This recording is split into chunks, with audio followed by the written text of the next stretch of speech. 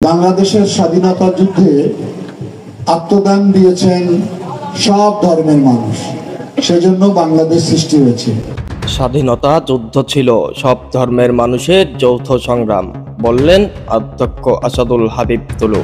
বাংলাদেশ জাতীয়তাবাদী দল বিএনপির জাতীয় নির্বাহী কমিটির সাংগঠনিক সম্পাদক ও সাবেক উপমন্ত্রী অধ্যক্ষ আসাদুল হাবিব তুলু বলেছেন, বাংলাদেশের স্বাধীনতা যুদ্ধ সব ধর্মের মানুষের সম্মিলিত আত্মদানের ফসল।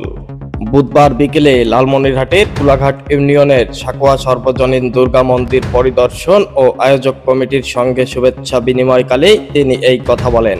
দুলু আরো বলেন, হিন্দু, মুসলিম, বৌদ্ধ ও খ্রিস্টান সহ সকল ধর্মের মানুষ কাঁধে কাঁধ মিলিয়ে যুদ্ধ করেছেন, জীবন উৎসর্গ করেছেন। তাদের সম্মিলিত আত্মদানেই অর্জিত হয়েছে স্বাধীন বাংলাদেশ। তাই এদেশ সবার, আর স্বাধীনতার চেতনা গড়ে উঠেছে সাম্প্রদায়িক সম্প্রীতির ভিত্তিতে।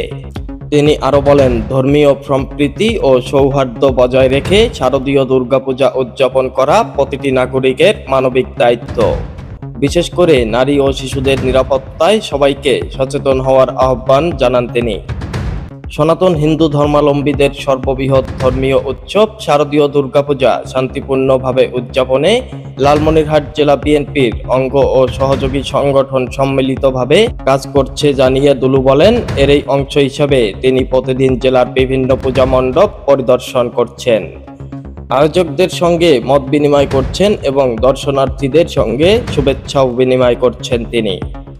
সাকুয়া সার্বজনীন দুর্গা মন্দির আয়োজকদের সঙ্গে আলোচনায় তিনি সুষ্ঠু ও শান্তিপূর্ণভাবে পূজা সম্পন্ন করতে সকলের সহযোগিতা কামনা করেন।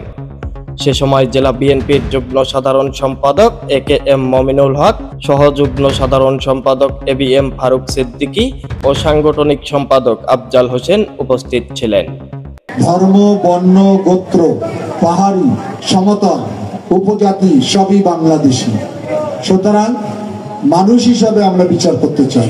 এআই রাজীব, খবর, লালমনিরহাট।